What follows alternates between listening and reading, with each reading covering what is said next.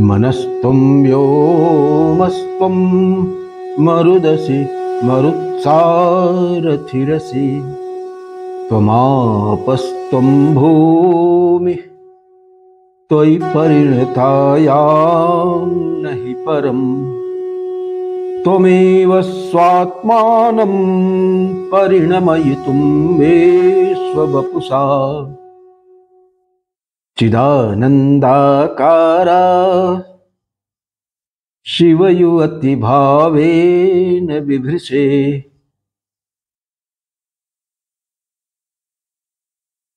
त्वदन्यः पाणिभ्याम् अभयवरदो दैवतगणत्वमेका नैवासीत् प्रकटितवराभीत्यभिनया भयात्रातुं दातुं फलमपि च वाञ्छासमधिकम् शरण्ये लोकानां तव हि चरणावेव निपुणौ। ओम नमः श्री गुरुवे शिवाय। ओम नमः श्री परदेवताय। सो फ्रेंड्स,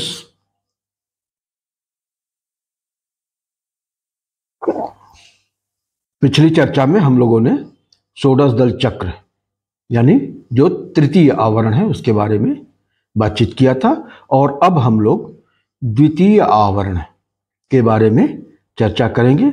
द्वितीय आवरण को वृत्तत्रय चक्र कहते हैं, त्रिवृत्त भी कहते हैं, वृत्तत्रय चक्र भी कहते हैं, और इसको त्रैवर्ग साधन कर चक्र भी कहते हैं। त्रैवर्ग की सिद्धि प्रदान करने वाला। त्रैवर्ग क्या है? धर्म अर्थ काम। वास्तव में तो तीन ही वर्ग हैं, धर्म अर्थ और काम।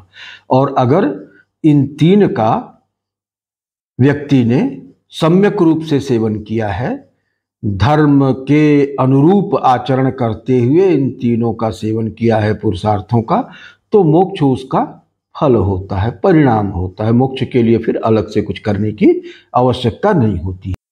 तो ये इतना महत्वपूर्ण आवरण है कि धर्म अर्थ और काम तीनों का ही प्रदान करने वाला है। धर्मा विरुद्ध भूतेषु कामोस्मि भरतर्षभ। भगवद गीता में भगवान श्री कृष्ण ने कहा कि धर्म से अविरुद्ध काम हूं। तो माने धर्म का आचरण करते हुए अगर कामनाओं का भी आदमी सेवन करता है, काम का सेवन करता है, तो यह सर्वथा शास्त्र विहित है और इससे मोक्ष मार्ग में किसी प्रकार की बाधा नहीं उत्पन्न होती है। लेकिन धर्म से विरुद्ध होकर के अगर आप कामनाओं का सेवन करते हैं तो ऐसी स्थिति में आप नरक के पात्र होते हैं। तो तीनों वर्ग की सिद्धि प्रदान करने वाला ये चक्र है, इसलिए ये अत्यंत ही महत्वपूर्ण चक्र है। इस बात को ध्यान में रखने की आवश्यकता है। तो इसमें तीन वृत्त होते हैं और तीन वृत्त में 29 मातृकाएं होती हैं। 29 मातृकाएं कवर्ग, चवर्ग, टवर्ग, तवर्ग और पवर्ग। तो ये 5 वर्ग में 25 मातृकाएं हो गई। 5 × 5 25। अब उसके बाद य र ल व, ये 4 वर्ण हैं, इनको अंतस्थ वर्ण कहा जाता है। इनकी गणना इसमें नहीं की गई है। य र ल व, और ये जो 4 वर्ण हैं ये 4 तत्वों के बीजाक्षर भी हैं। यम से वायु का बीज है यम, रम अग्नि का बीज है, लम पृथ्वी बीज है, और वम क्या है? जल का बीज है। तो ये 4 तत्वों का बीज है, लेकिन इनका स्थान जो है इस त्रिवृत्त की प्रथम रेखा में नहीं है। कारण क्या है? कारण यह है कि हम को ले लिया गया है। हम माने आकाश, और आकाश जो है वो शिव का सूचक है, बिंदु का सूचक है। बिंदु से ही सारा विसर्ग हो रहा है और इसलिए जब बिंदु को ले लिया गया, आकाश को ले लिया गया, आकाश बीज को ले लिया, तो शेष तत्वों की पृथक से गणना करने का औचित्य नहीं बनता, क्योंकि आकाश से ही जो है, आकाश से वायु, वायु से तेज, तेज से जल और जल से पृथ्वी, तो इसलिए इन 4 तत्व बीजों की इसमें अलग से गणना नहीं की गई है।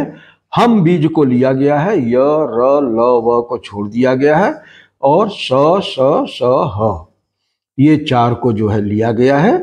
तो इस प्रकार से जो है 25 और 4 29, तो ये 29 मातृकाएं इसमें आती हैं। अब इन मातृकाओं का बड़ी महिमा है। हर मातृका का ये देवियां हैं, ये सिर्फ जो है अक्षर नहीं है, वर्णाक्षर नहीं है, क्योंकि ये पराशक्ति से, परावाक से प्रादुर्भूत हैं, उनकी अंशभूता हैं। तो इसलिए उस महाशक्ति की अंशभूता शक्ति जो होगी वो भी एक बहुत बड़ी शक्ति होगी। तो हर शक्तियों का अपना रूप है, अपना आकार है, अपना प्रभाव है, अपना स्वभाव है, और इनकी उपासना का अपना फल है। तो उसके हम अभी इस वीडियो के क्रम में बहुत डिटेल में नहीं जाएंगे, because I don't want to expose you to boredom.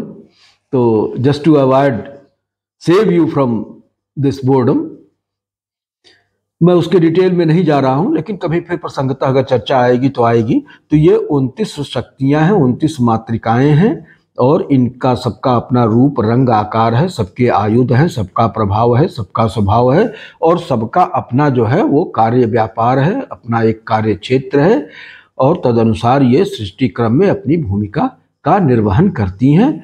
तो इसमें हम अभी यहीं पे रुकते हैं। दूसरी रेखा जो है वो उसमें अ से लेके अह तक ये 16 स्वर वर्ण आते हैं, इनको मातृकांबा कहा गया है। इन जो मातृकाएं हैं उनकी भी ये अंबिका स्वरूपिणी है, क्योंकि स्वर से ही व्यंजन वर्ण उत्पन्न होते हैं। स्वर शिव स्वरूप माना गया है, व्यंजन जो है योनि स्वरूप, शक्ति स्वरूप माना गया है, और शिव से ही, शक्तिमान से ही शक्ति का प्रादुर्भाव होता है। तो इसलिए उनको मातृका कहा गया है, तो इनको मातृकांबा कहा गया है। और इनका भी मातृकाओं की तरह ही सबका अपना आकार है, प्रकार है, रूप है, हाथों की संख्या है, आँखों की संख्या है, इनके आयुध हैं, और इनका अपना नियत व्यापार है, इनकी नियत अपनी क्षमताएं हैं। साधक को प्रदान करने के लिए इनके पास अलग अलग प्रकार की जो है वो सिद्धियां हैं। तो इस तरह से शक्तियां हैं, सिद्धियां तो नहीं कहेंगे, अलग अलग शक्तियां हैं जो ये साधक को प्रदान करती हैं। सिद्धि तो पूरे आवरण की होती है। तो इस तरह से जो है ये द्वितीय वृत्त हो गया।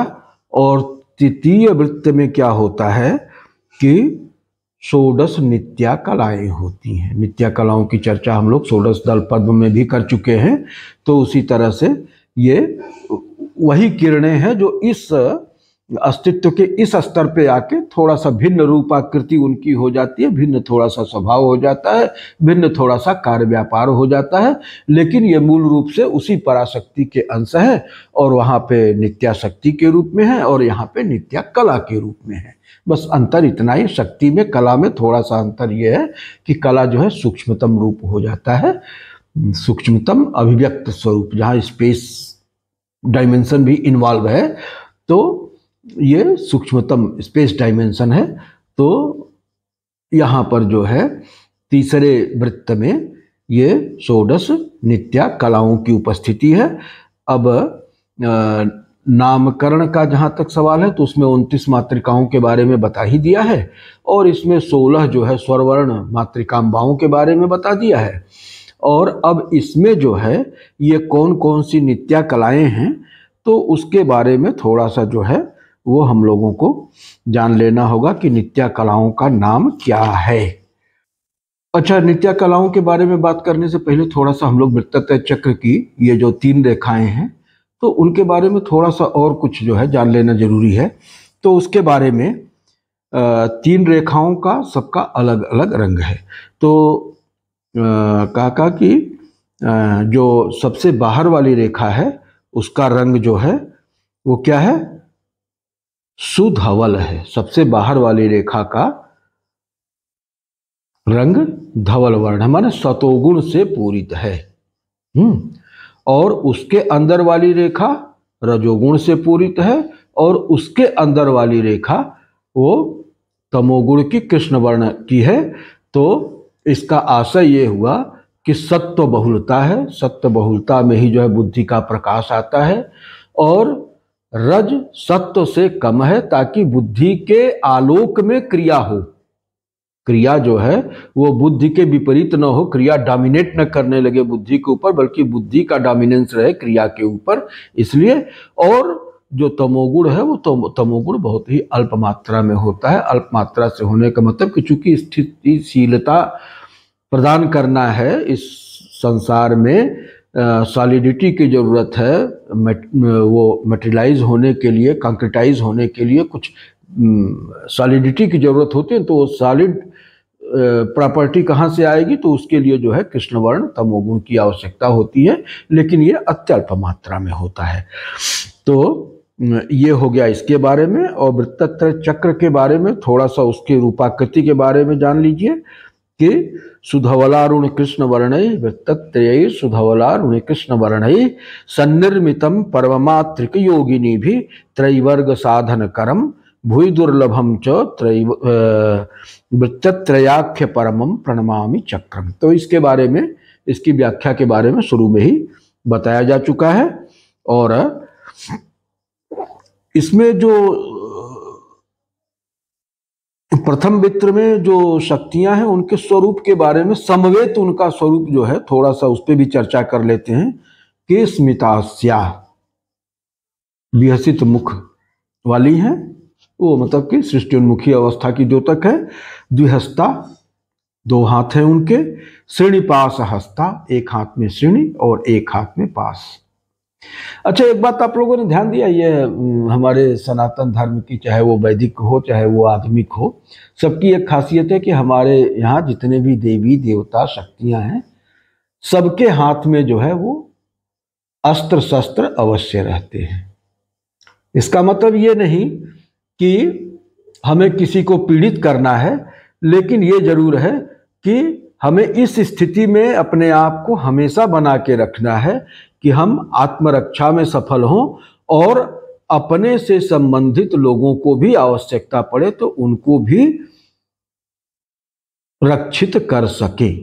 तो इसलिए जो है हमारे यहाँ ये बड़ा ही महत्वपूर्ण है कि वो चाहे भगवान कृष्ण हो, वो भले वो बांसुरी बजाते हैं लेकिन चक्र सुदर्शन भी धारण करते हैं, भगवान राम हो, देवी दुर्गा हो, अस्त्र जो है सबके हाथ में है। अस्त्रेण शस्त्रेण रक्षिते राज्ये शास्त्र चर्चा प्रवर्तते। तो शस्त्र की बड़ी महत्ता है, शस्त्र से ही जो है पुरुषार्थ का, पराक्रम का प्रकटन होता है। निशस्त्र आदमी क्या करेगा, एक तरफ से अगर कोई शस्त्र लिया हुआ है, दूसरी तरफ से अगर कोई निशस्त्र रहेगा तो अपने पराक्रम को कैसे प्रकटित कर पाएगा। तो पराक्रम और पुरुषार्थ जो है वो शस्त्र के ही माध्यम से प्रकटित होता है। तो इसलिए हमारे यहाँ जो है सभी देवताओं के हाथ में अस्त्र शस्त्र दिखाया जाता है, माने शक्ति संपन्न होना है ना। जो शक्ति किंकर है उसकी कोई मान्यता नहीं है। हमें अपने आप को, अपने समाज को, अपने परिवार को, अपने परिवेश को शक्ति संपन्न रखना है, ताकि हम अपनी तो रक्षा कर ही सके, आवश्यकता पड़ने पर अपने परिजनों की भी पूरी तरह से रक्षा कर सके, और दुष्टों को, आतताइयों को दंडित भी कर सके। ये सिर्फ राज्य का कार्य नहीं होता है। अगर राज्य के बल पे छोड़ दिया जाएगा तो आज 140 करोड़ की हमारी आबादी है, और ये बड़ा मुश्किल हो जाएगा कि कुछ लाख जो है वो मिलिट्री या पैरामिलिट्री फोर्सेस जो है इतने लोगों को सुरक्षा दे पाएंगी। तो इसलिए थोड़ा सा ये ध्यान रखने की बात है। हमारा संविधान भी हमको ये शक्ति देता है कि आत्मरक्षा में हम शक्ति का प्रयोग कर सकते हैं। तो इसलिए जो है ये शस्त्र की महिमा हमारे शास्त्रों में गाई गई है। तो ये बात हो गई। द्विहस्ता श्रेणीपास हस्ता समुद्यतादित्य निभा, उगते हुए सूर्य की जो कांति होती है उस तरह की कांति है इन 29 मातृकाओं की। 3 नेत्र धारण करती हैं, रक्त वसना है, लाल रंग के वस्त्र जो है धारण करती हैं, और सबके मस्तक पे चंद्रकला जो है वो सुशोभित हो रही है। और ये हो गई बात जो है वो उस आवरण के 29 देवियों के मोटी मोटा एक समवेत स्वरूप में जो कॉमनैलिटी है उसकी चर्चा हम लोगों ने कर लिया। द्वितीय आवरण के बारे में जो चर्चा हुई थी तो उनका स्वरूप भी जो है वो भी रक्तवर्णा है, सरचाप हस्ता है और स्मितानना है और इंदुधराम है। इंदुधरा का मतलब मस्तक पर जो है चंद्रमा का मुकुट धारण करती हैं और त्रिनेत्रा हैं। तो ये इनके बारे में हो गया। अब जो है हम लोग वृत्तत्रय चक्र की तृतीय रेखा के बारे में बात करेंगे, जहां पर कामेश्वरी आदि 16 नित्या कलाएं हैं। तो उन 16 नित्या कलाओं के बारे में हम जल्दी से उनका नामोल्लेख कर लेते हैं, फिर इसके बाद उनकी विशिष्टताओं की चर्चा कर लेंगे। और इस बीच में अगर अभी तक आप लोगों ने इस चैनल को सब्सक्राइब नहीं किया है तो चैनल को कृपया अवश्य सब्सक्राइब कर लें और इस वीडियो को भी लाइक कर लें और जल्दी जल्दी शेयर कर लें। तब तक हम आगे बढ़ते हैं।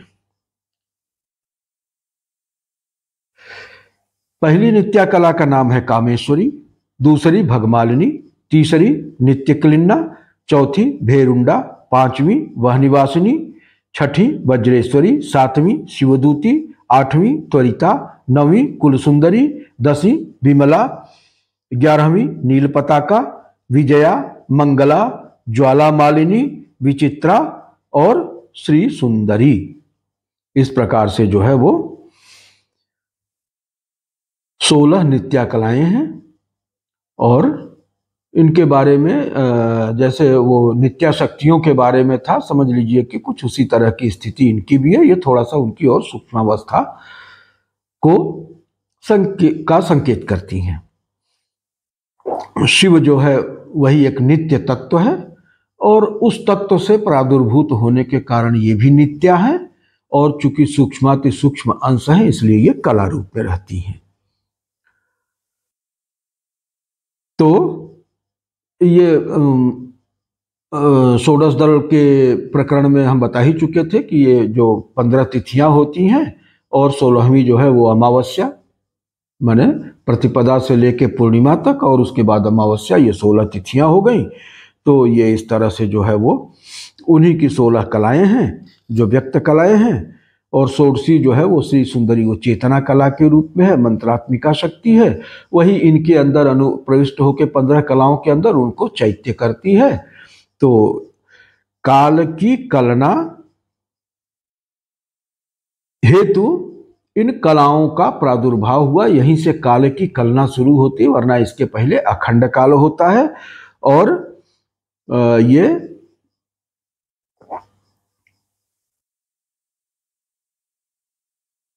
उसके पहले जो है वो काल अव्याकृत होता है, लेकिन जब कला की उत्पत्ति होती है तो वहीं से जो है काल व्याकृत हो जाता है और उसकी कलना हो पाती है। तो 16 नित्या कलाओं का स्वरूप क्या है कि पाशांकुशौ चापसरांद धानाम। फिर देखिए अस्त्र शस्त्र सबके पास हैं, पाश, अंकुश, चाप और सर, ये 4 शस्त्र जो है ये धारण करती हैं। 16 की 16 नित्या कलाएं पाश, अंकुश, धनुष और बाण को धारण करती हैं। 4 शस्त्र धारण करती हैं तो जाहिर बात है कि 4 भुजाएं भी हो गई और बाल रवि की आभा जैसी इनके शरीर की कांति है। अब इससे ज्यादा चर्चा करने से वीडियो बहुत लंबा हो जाएगा और सारी चीजों को एक साथ धारित कर पाना भी थोड़ा कठिन होता है। तो इसलिए अब हम वृत्तत्रय चक्रेश्वरी त्रिपुरेशिनी के बारे में थोड़ी सी बात कर लेते हैं।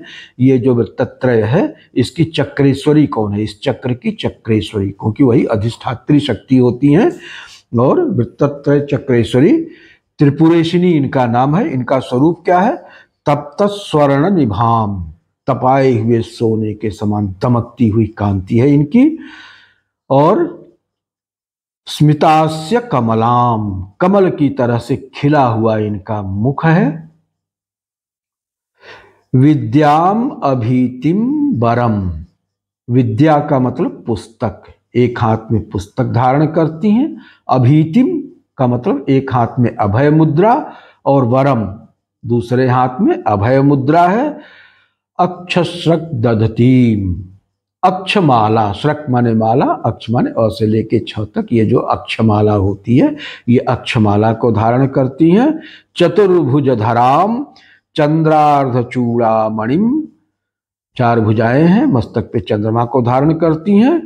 और शास्त्र स्मार्त, स्मार्त दर्शन माने वैष्णव दर्शन, जिसमें सुचिता का बड़ा महत्व है ना। त्रैवर्ग साधन है ना, तो त्रैवर्ग साधन बिना सुचिता के नहीं हो सकता है। तो सुचिता का जो है वो पालन करना नितांत आवश्यक है, तभी त्रैवर्ग की सिद्धि हो सकती है। ये नहीं कि हमने खान पान में, आहार विहार में कोई क्रम नहीं रखा है, जो मन हो सो खा रहे हैं, जो मन हो सो कर रहे हैं, जैसे मन होगा वैसे आहार है, वही विहार है, तो सिद्धि नहीं हो सकती। सिद्धि के लिए जितना आराधना जरूरी है, उसके पहले अपने आप को जो है यम नियम में बांधना पड़ता है। बगैर यम नियम में बांधे आपका ये साइकोफिजिकल मशीन इस योग्य ही नहीं होता है कि उच्चतर ऊर्जाओं को धारण कर सके। तो इसीलिए भगवान श्री कृष्ण ने गीता में कहा ना कि युक्ताहार विहारस्य युक्त चेष्टस्य कर्मसु, युक्ताहार विहारस्य युक्त चेष्टस्य कर्मसु युक्त स्वप्नावबोधस्य योगो भवति दुःखः। आहार विहार, और आहार का मतलब सिर्फ जो है जो मुंह से लेते हैं वही नहीं, जो कान से लेते हैं वो भी आहार है, जो आंख से लेते हैं वो भी आहार है, जो स्पर्श से लेते हैं वो भी आहार है, जो नाक से लेते हैं वो भी आहार है। इन पांचों इंद्रियों के माध्यम से जो हम ग्रहण करते हैं, क्योंकि सब मिलजुल के मन को ही जाता है, मन ही उनका रसास्वादन करता है। तो मन के यहाँ तक पहुँचने के लिए ये 5 डिफरेंट चैनल्स हैं। तो ये पांचों चैनल से जो कुछ भी पहुँचता है वो सारा मन में झंझावात पैदा करता है ना। तो इसलिए हमें इन अपने समस्त इंद्रियों के माध्यम से जो भी डेटा जा रहा है उस पर ध्यान रखने की जरूरत है कि किस तरह का इनपुट हम उसमें डाल रहे हैं। जिस तरह का इनपुट डालेंगे उसी तरह का तो आउटपुट निकलेगा। तो इसलिए अगर हम बेहतर आउटपुट चाहते हैं तो हर इंद्रियों के माध्यम से बेहतर इनपुट डालना इंश्योर करना होगा। बिना उसके जो है वो एक बेहतर इंसान बन पाना संभव नहीं है। और साधना तो बहुत दूर की बात है, जब तक आप एक इंसान नहीं बनेंगे तब तक साधना क्या करेंगे। तो सबसे पहले तो हमको एक बेहतर इंसान बनना है। नशे में, मद्य में, मांस में, दुराचार में अगर लिप्त हैं और साधना करते रहे तो ये जो भगवान भगवती हैं, ये कोई ऐसा नहीं है कि इनको कोई मूर्ख बना सकता है ना। तो उसका सुफल तो कम और लेकिन कुफल मिलने का ज्यादा जो है वो चांस रहेगा। तो इसलिए सावधान रहने की जरूरत है वहां पे। तो शास्त्र स्मार्त, स्मार्त दर्शन है और महासुयोनि मुद्रा है। महासुयोनि मुद्रा, महायोनि मुद्रा। महायोनि का मतलब क्या? जहां से सब कुछ प्रसवित हो रहा है, उद्गम स्थल है सृष्टि का। महासुयोनि और गरिमा सिद्धि है, गरिमा प्राप्त होती है। इस आवरण की साधना से साधक को गरिमा की प्राप्ति होती है। और त्रिपुरेश्वरीम भगवतीम चक्रेश्वरीम नौम्यहम। त्रिपुरेश्वरी इनका नाम है। त्रिपुरेश्वरी का अर्थ आप जान ही गए हैं कि तीनों पुरों का ईशन करने वाली, उनका नियंत्रण करने वाली, उनका संचालन करने वाली भगवती है। ऐसी भगवती को हम नमस्कार करते हैं। तो इसी के साथ आपको एक बार फिर से याद दिला दें कि अगर अभी तक आपने चैनल को सब्सक्राइब नहीं किया है तो please like, subscribe and share, ये निश्चित रूप से कर ले। और इन्हीं शब्दों के साथ ओम पूर्णमदः पूर्णमिदं पूर्णात् पूर्णमुदच्यते पूर्णस्य पूर्णमादाय पूर्णमेवावशिष्यते। ओम शांति शांति शांति।